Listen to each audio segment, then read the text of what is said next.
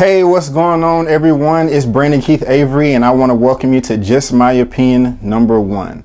Some of my favorite films to go see at the theater are superhero comic book adaptations. So that's what we're going to talk about today, Marvel Studios.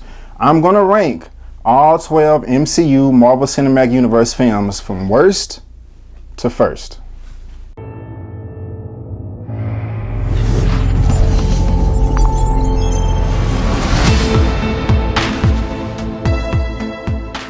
Alright guys, welcome back. Like I said, I'm going to rank the MCU films and Marvel Cinematic Universe films from worst to first. There's 12 in all. It's not that many, but let's try to get through it. Coming in at number 12. It's somewhat entertaining, but I still have to put it last out of the 12 MCU films because overall, my expectations were super high, but I was really disappointed with this one. And that goes to Jon Favreau's Iron Man 2. It really sucks because the MCU was started with 2008 Iron Man 1, which is one of my favorites out of the whole MCU. So I thought the sequel was going to be a lot better, but unfortunately it wasn't. The story wasn't there that much. They tried to shove too much in, trying to connect it with all the rest of the universe with S.H.I.E.L.D. and Nick Fury, throwing Black Widow in there. I did not like the way that Rhodey got his War Machine outfit. I didn't like the villain. I didn't like the plot. I didn't like too much of it at all, other than a few of the action pieces, especially at the end where Iron Man and War Machine are back to back.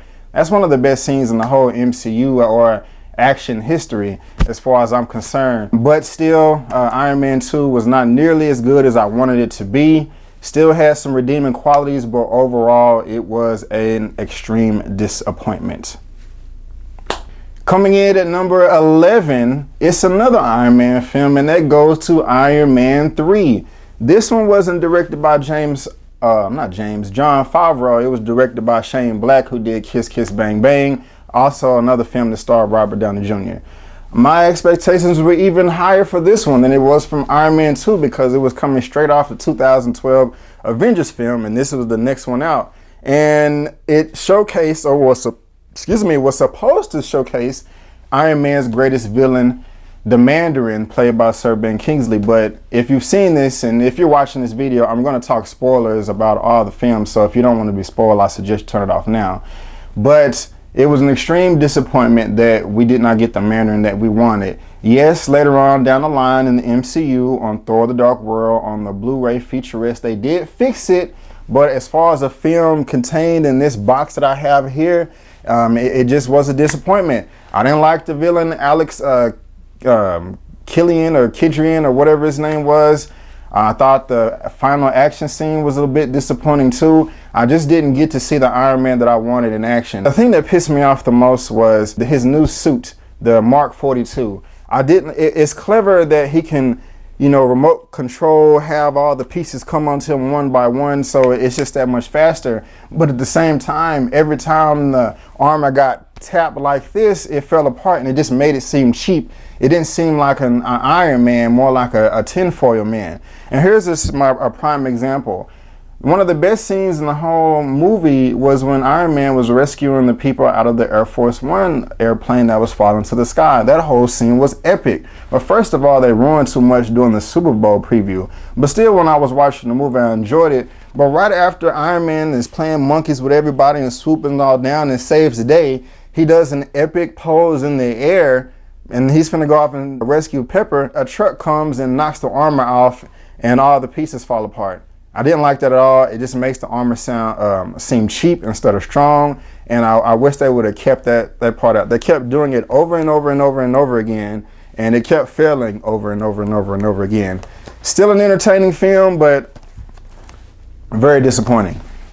All right, guys, coming in at number 10, the top 10 of the Marvel Cinematic Universe, the MCU, goes to Alan Taylor's Thor: The Dark World. It was entertaining for the most part. I would probably rate this a C+ at best. It's not really Alan Taylor's fault either. He's the guy that directed an episode or season of Game of Thrones. This was after Terminator Genesis, and he did that, which was disappointing. But Thor: The Dark World was disappointing too. It's not Alan Taylor's fault. They kicked him out of the editing room. He said in multiple interviews that he got free reign while trying to shoot the film, but when it got to the editor room, it was taken completely over. Some other things he also said in the interview made sense. Like, I thought the scene at the beginning where Loki was talking to Odin in the chains was completely unnecessary. We know what happened to Loki via the end of not Age of Ultron, but the first Avengers. We know he's locked up. That's just wasted screen time that you could have given to the terrible villain Malekith, because Malekith was not a good villain at all. He was horrible. All he had was an interesting face and a uniform. But, you know, we don't know too much about him. All he wants to do is create darkness in all the 9 realms. I mean, I don't understand why he wants to do that. I mean, why can't you just live in the universe as it is? I mean, it's a big old universe. You can find some corner to hide in with your elves. Well, you know, I don't know. The movie didn't answer those questions for me. Also, I didn't like the action in the film either. That last action scene was horrible. If you watch Jeremy Johns, he did a review of this. I can't remember if it was in his review or a spoiler review, but he titled it like Portal Combat, and I agree with him 1000%. Them going back and forth through portals is cool, but you still did not get to see the full level of Thor's power, and we haven't seen that at all in any MCU film. And we've seen Thor 4 times now, and 2 Thor films and 2 Avengers films, and I still don't feel that I've seen the full magnitude of Thor's power. I want to see them battle. I want to see him say, "Have at thee," and go up in the air and swirl Mjolnir around, and, you know, and for Asgard, and throw it down in Odin's beard, and we're not getting any of that. I also do not like when you are trying to make jokes in serious moments. Now, out of all the 12 MCU films, Thor: The Dark World holds the most weight. Not is New York getting invaded by aliens. The whole world is not at stake, but the whole 9 realms. And instead of concentrating on that, whoever in the studio decided to put jokes in and have Kate Denning's stupid character making out with a guy that no one remembers his name and joking around. And I mean, why are they even there in the first place? I mean, this is the 9 realms is at stake, but they want to have makeout sessions, and she wants to scream Mjolnir, and then they want to have Malekith and Thor, you know, with their face planted on the side of a glass, and, you know, one guy is flipping cars over and stuff, and the stupid little elves are just running like this in place. They're just not really posing a threat. They're empty characters that just waste screen time, and it was bland and it was boring, and I wanted a better villain out of that. Thor as Chris Hemsworth is great, but the whole movie, Thor: The Dark World, is okay, but it's still a disappointment. All right, guys, coming in at number 9, it goes to another Thor movie. That is Thor. The first one, there's no tagline. It just Thor. It came out in 2011. This one was directed by Kenneth Branagh. This is after the date. He did Cinderella. Was it this year, last year? No, earlier this year. Movie was great, but Thor, you know, was okay. We had a much better villain with Loki, played by Tom Hiddleston. If he didn't portray the world as he did, this movie would be a lot worse. I really did enjoy it, but I remember the first thing that I felt walking out of this is the relationship between Chris Hemsworth, Thor, and Jane Foster. I forgot her real name. She Black Swan girl that, you know, won the Oscar, got nominated. Natalie Portman, my goodness. I didn't feel their relationship at all. I just didn't buy it. They spent too much time there. I mean, they didn't force it. They didn't try to make you feel like the couple was in love by the end of the movie, but it didn't do anything for me either. Only thing that's really disappointing was that relationship and the action. And they had enough action pieces in the film, but it still did not capture what Thor can do with all his power and all of Mjolnir when he's really upset. I mean, I feel like they really only scratched the surface, and it's just disappointing. Still a great film, but it's not as great as I want it to be. It's not amazing, and I want amazing. I will give you my money. Let's get amazing. Thor coming in at number 9. All right, guys, coming in at number 8 is Edward Norton's The Incredible Hulk. Came out in 2008, directed by Louis Leterrier. If I'm pronouncing his name correctly, sorry. This does not have Mark Ruffalo in it. It has Edward Norton. And yes, this is linked with the rest of the MCU. A lot of people don't know about that. Too bad things didn't work out for Edward Norton continuity-wise, but I actually like Ruffalo better. But other than that, You see this guy right here, Abomination. You know, he was a badass villain. I liked him. He's one of the better ones out of the MCU. I don't remember the guy's name that played him. I should have looked him up, but Emil Blonsky. I like him. They did a great job with that villain. I like that he was initially stronger than the Hulk at their fight towards the end of the film. What I didn't like is that Hulk didn't get stronger the angrier he gets. And we've seen Hulk 3 times now. The Incredible Hulk in both Avengers films, and we still haven't seen Hulk get stronger the angrier it gets. But I understand they wanted to kind of skip over the origin in this movie because the Ang Lee 2003 Hulk film wasn't that good. It was very boring. So they didn't want to have 30 minutes of build up. They wanted to get straight to the Hulk. And that's how I started out. And that was actually good. I like opening credits that serve a purpose, where they tell you a story while telling you who's in the movie too. It's cohesive, it works together. And that's what stood out for me at the very beginning was this. Also, the nod to the old 60s, 70s TV show, I think it was 70s, that came out with Lou Ferrigno. They had a lot of that soundtrack, in this movie as well. And it worked. And I like that at the very beginning, we got a little sprinkling of the Hulk. Then we got a little bit more on the college. Then at the end, it was just a full out brawl. And this is the best adaptation of not a movie, but the character. Because we actually got to see Hulk raise up his hands and says, Hulk smash. We also got to see the thunderclap. I mean, when I saw that in the theater, I had chills. I was like really giddy. This is exactly what I wanted. They need to do that with all the other characters in the MCU, on top of having a good movie and story and plot, and a lot easier said than done. But I really did like that.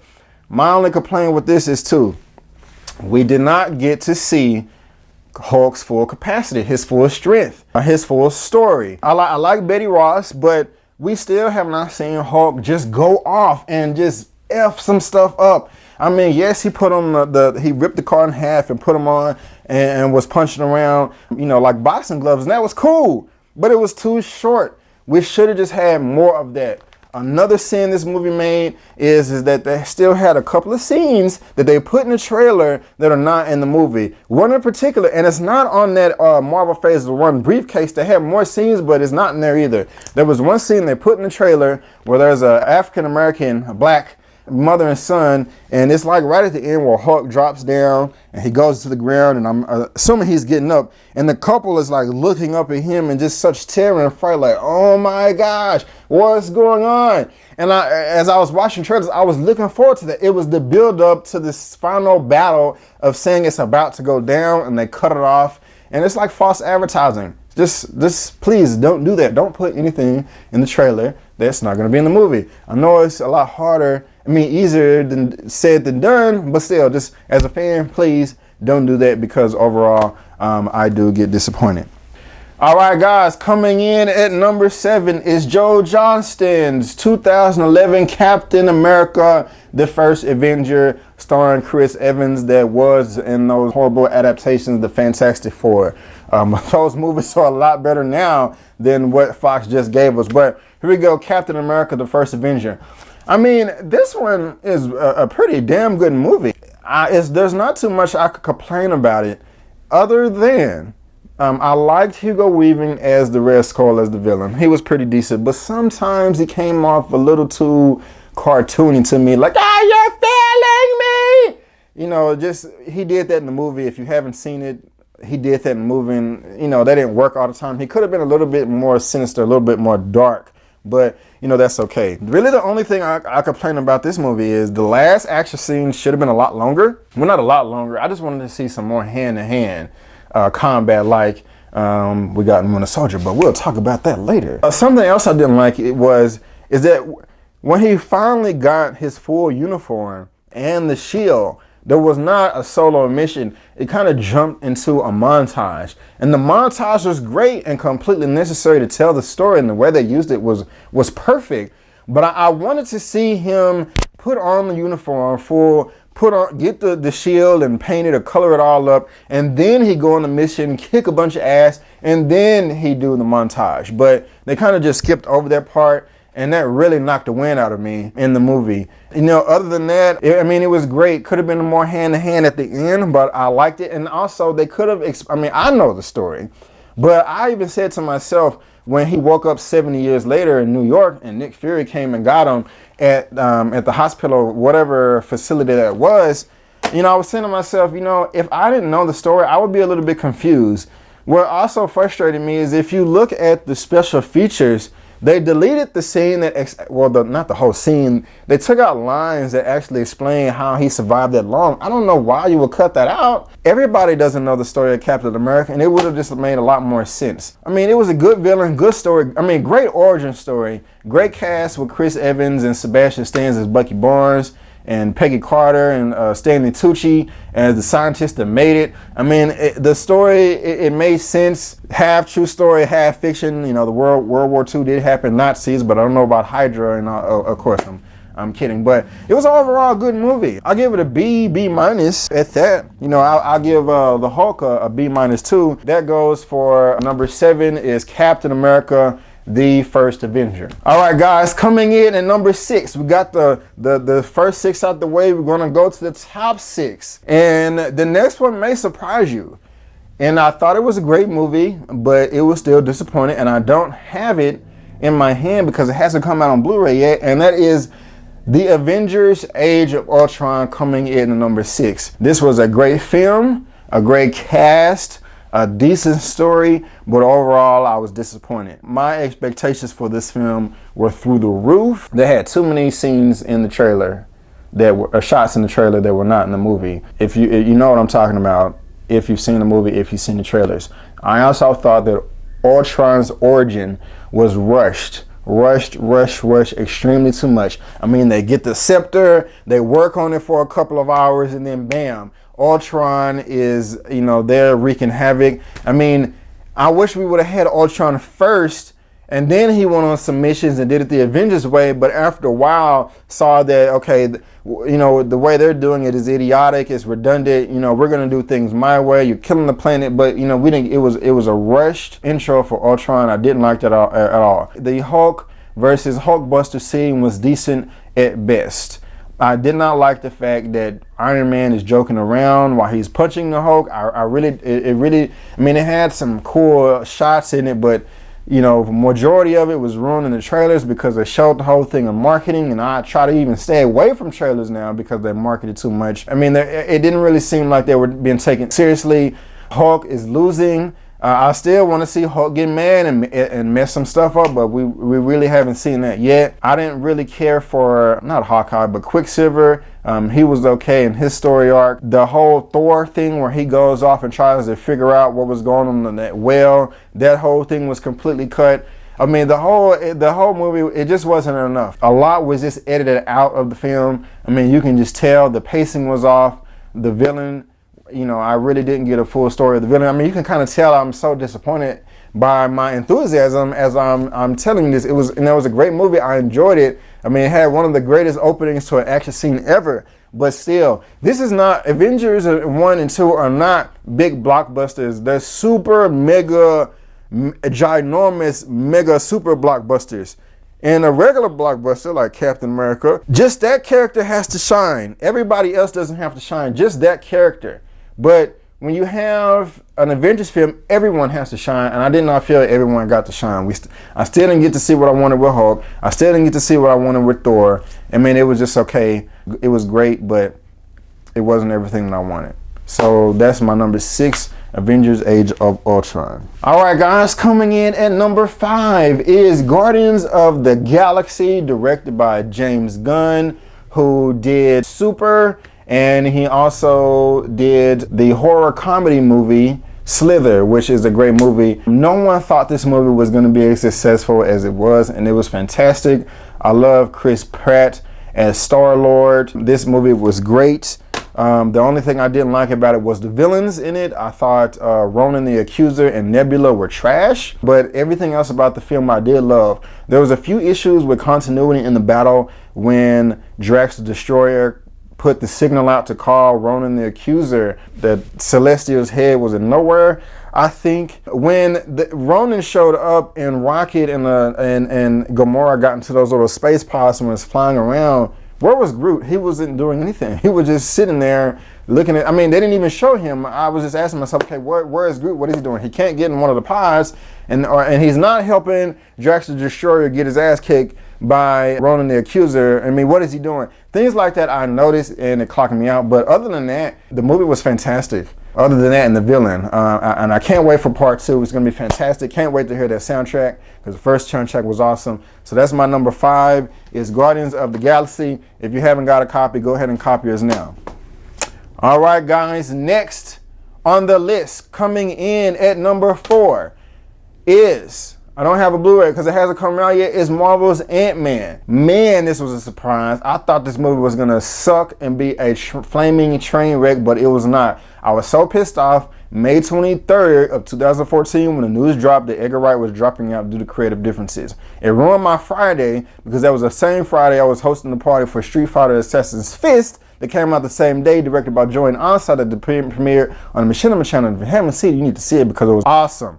But anyway, AntMan, I thought it was going to be horrible, but Peyton Reed came in and saved the day. I still feel that Edgar Wright could have did a better film, but given the circumstances with Peyton Reed coming at the last minute, I mean, it was hilarious. This movie, it shows the difference between funny moments and jokes, because a lot of times the jokes in the MCU don't work, but the funny moments do. Funny moments are genuine. They're real life moments. They're not forced in. I mean, just regular things that people do every day is funny. You know, Baskin Robbins always finds out, and just all the other jokes in Ant-Man worked. I mean, this was the funniest movie I've seen.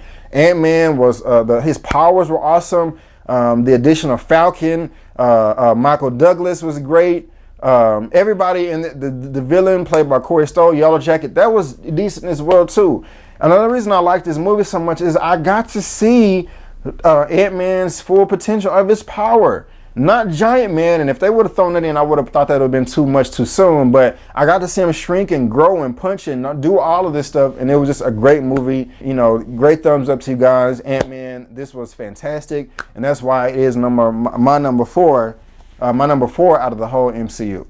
Coming in at number 3, guys, we got the top 3. We got Iron Man, Avengers, and Captain America Winter Soldier. Which ones are going to come first? Which ones are going to come last? And this time for me, coming in at number 3 is Marvel's The Avengers, directed by Joss Whedon. Movie made $1.5 billion worldwide. Nobody thought it was going to be that great, and it was. Joss Whedon, thumbs up to you. This whole movie was fantastic. It's easily an A- for me. I only have 2 gripes in this film. And one of them, it was in the deleted scenes that y'all should have kept it in. It was a hiccup in the middle. I was asking myself when I was in the theater, I understand that Hawkeye is under mind control of Loki and the staff, but how does he know so much about the Avengers and how to break them down? It just doesn't make sense. Well, they had that explanation in the special features deleted scenes, but they didn't put it in the movie. My other complaint is I just wanted more action at the end. I know stuff costs money, but I wanted more action. I wanted to see Hulk go off. We have not seen Hulk mess some stuff up. I want to see Hulk get angry, and the angrier he gets, I want him to, the stronger he gets. If you watch the 2005 Ultimate Avengers cartoon, watch that. I want to see Hulk get angry like that at the end of one of these Avengers movies. If we can get that, that is a dream come true. But Marvel's Avengers 2012 comes in at number 3. All right, guys, coming in at number 2, top 2.